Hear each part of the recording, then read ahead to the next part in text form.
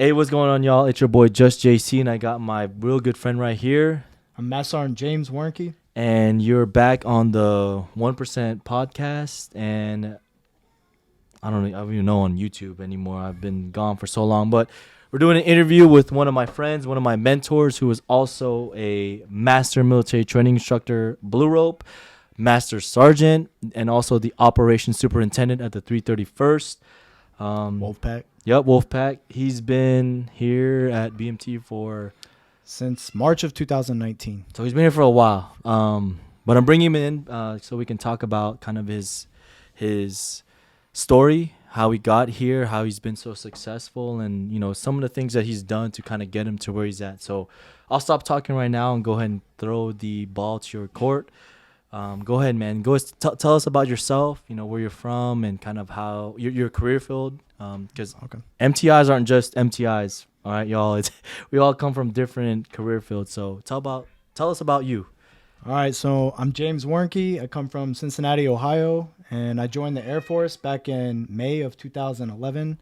Went through the 321st Training Squadron, and then from there on the tech school over at Keesler, and followed by Shepherd Air Force Base. What was your job? My job by trade is electronic warfare on AFSOC airframes. So basically anything missile defense on an aircraft. What's for the ones listening and ones watching? What's AFSOC and so kind of let's break it down. Cool, yeah. AFSOC is Air Force Special Operations Command. Mm-hmm. So any aircraft that they own, I work on, which is anything from slick transport like MC-130Js to MFIL, exfil in hostile situations to AC-130 gunships to the HH-60s for combat search and rescue, otherwise known as CSAR. Okay, like PJs, right? Yep. PJs stuff. Okay. So you've been in since 2011, right? You're a master sergeant. Yep. So doing pretty well for yourself, right? Tell us about like your story. So you went to tech school in Shepherd. What was your first base? How did you get to where you're at? Because a lot of people go through their careers, and we talk about, and you see a lot of stuff on social media, and it's like, how did they get to where they're at? You know what I mean? Like, how did they become the best of the best? You don't just wake up there, you know what I mean? So kind of break down your story, like your tech school and your first base, and kind of what drove you to, be where you're at now. Okay. So my job listing, I had no idea what it really was. Originally, I was trying to go through the pipeline, and I needed to get out of Cincinnati because I was already in the depth for like a year at that point, and I just wanted to get to basic training. And my recruiter was like, you could cross-train later if that's what you wanted to do into a special warfare type of position. They always take people, so if that's what you want to do, go for it later.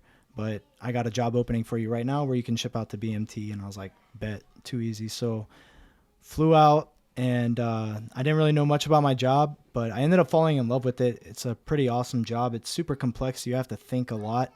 And you do everything from radar-guided threats to infrared-guided threats, so heat-seeking missiles. And basically the systems that I worked on those aircraft, I started out on AC-130s, and I'll get to that in a second, but everything to keep those aircraft in the air and not be shot down as like sitting ducks when they're 10,000 feet flying in circles shooting up bad guys was in my realm of responsibility. Okay. So my first duty station was Cannon Air Force Base. And where's that at? That's in Clovis, New Mexico. Okay. So a lot of people were like, oh, you got Cannon, and they're like, oh, that sucks. And I had no idea where it was. I was like, okay, New Mexico, that's all I really know. Yeah. And I had no idea really what it was like. But I'm actually really glad that that's where I started off at, because I really focused on everything with just my career field, and literally tried to become the best at my job out of anyone in the entire Air Force. That was like my goal, was to be known as the best EW technician in the entire Air Force. So I kind of had like a go-getter mentality from the beginning. When I was in basic training, I always like wanted to become an MTI later, so that kind of led me to where I am today. But so back in BMT, you already knew at that time you want to be an MTI. Yes.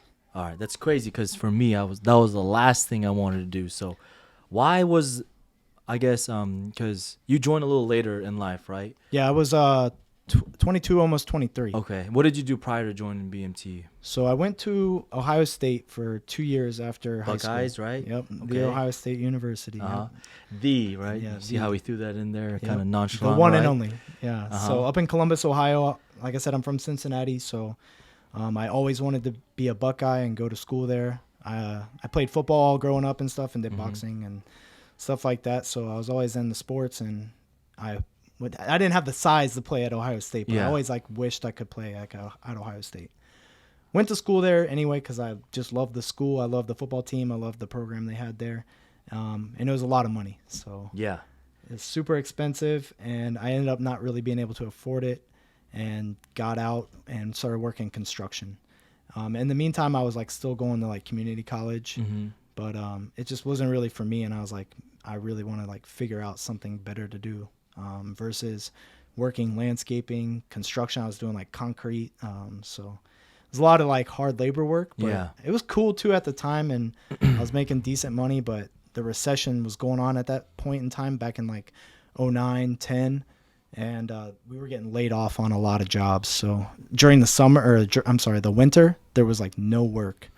And then summertime would roll around and we'd start really picking up with jobs again. So it was kind of consistently you didn't know what was going to go on. Yeah. So Very it was- sporadic on yeah. kind of your workload. And then that kind of led you to joining the Air Force, right? Yes, I originally, so I guess, we're backtracking a little bit. Yeah, but yeah. So I had some buddies that were in the military, and I always kind of thought it would be something that I would be interested in. I just originally had different plans going to college and everything. But one of my best friends was in the Army, and he was infantry for the 1st Cav.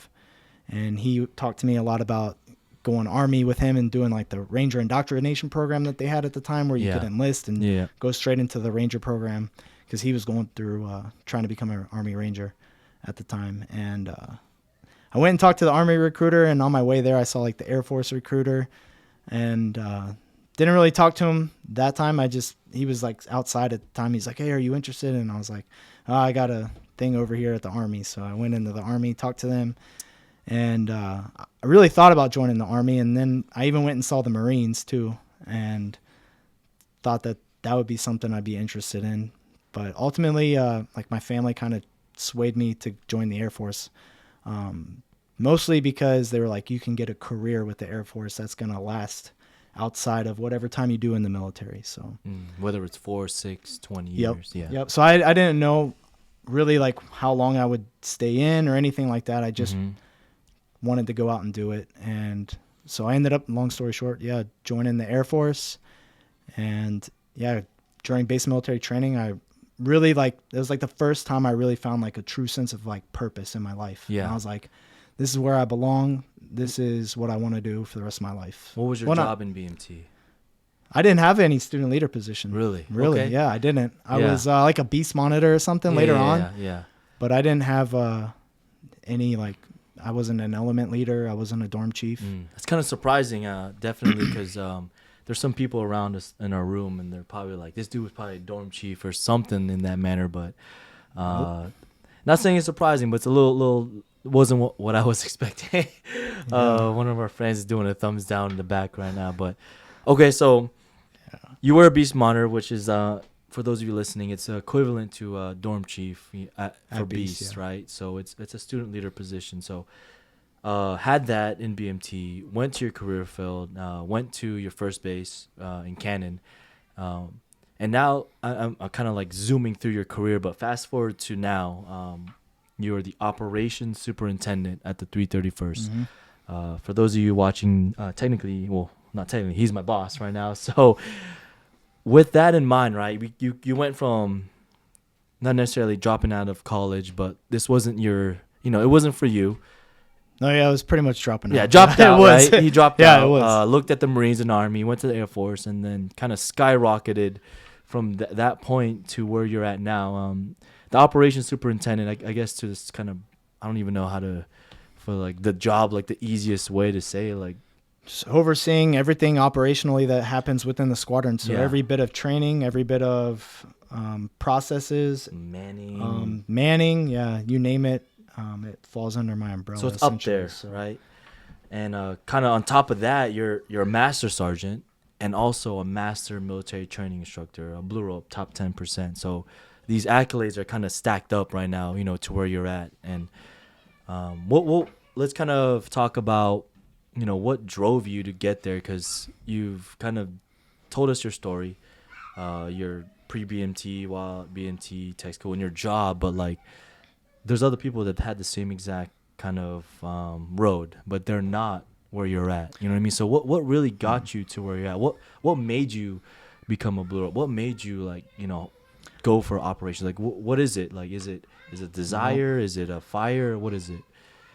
That's kind of a hard question. So I think to be honest, I didn't really seek out any of the positions. I didn't seek out to go to Stanleyville. Mm-hmm. The only thing I sought out was to get a blue rope. Yeah.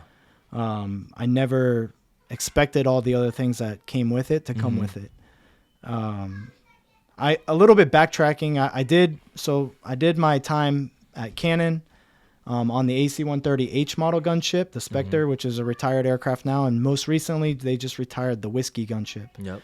So I felt like that put a lot of perspective deploying with those aircraft, working with those aircraft. It put a lot of perspective into how I do business. Like everything that I do, I treat like it's the most important thing that is actually going on. And why is that? I think from a young age, like coming up as a maintainer, like I was always taught like when you sign your name on this form, you're literally putting people's lives in your hands. Yeah.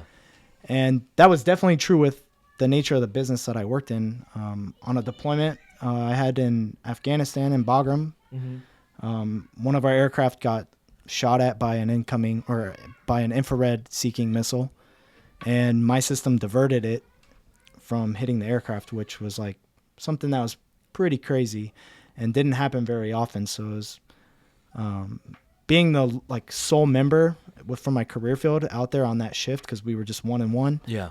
It definitely put a lot of perspective in my mind. Like, hey, if I didn't do my job, those people wouldn't have been coming home that day, and whoever else was on the ground that we were providing support for, wouldn't have been probably coming home either, because they were counting on our gunships to come in and kill the bad guys. Yeah. So okay. From there, I went to Kadena and I worked on HH-60 Golfs at the 33rd Rescue Unit. So right? Helicopters, yep. Mm-hmm. And that definitely put a lot of is the flip side. So it went from the killing business to the saving business. Yeah. And just everything that you do matters. You might not see it, but everything that you do or don't do matters. There's some kind of consequence. Yeah.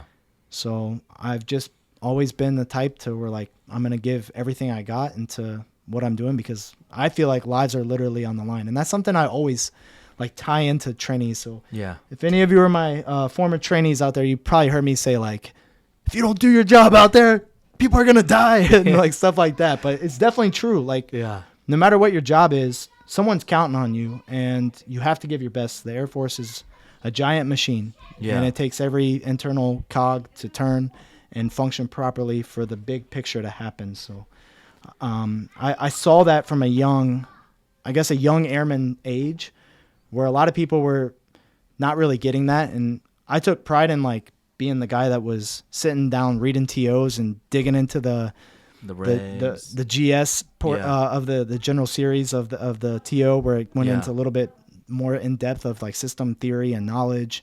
And then I would go into the wiring diagrams and figure out what everything did and what each wire was responsible for, while other people were cutting it up and kind of bullshitting. I was doing that stuff, and then I was the one getting picked to go on deployments and figuring out how to fix the aircraft and stuff like that. So it was always, to me, it was more rewarding to get that kind of stuff. So would you say it's more of an internal thing that got you there, or it's the things that you were exposed to that kind of had that light bulb moment where you know what, this matters?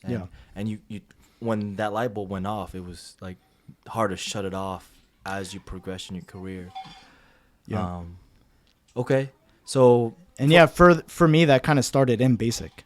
I was saying, that was the first time I really felt a true purpose. Yeah. So I figured whatever I did, I would give my very best at. So it's an internal thing. Yeah. Okay. Intrinsic motivation. Type of thing. Yeah. And definitely, I would say that that's something that a lot of us have in common. Not necessarily with the blue ropes.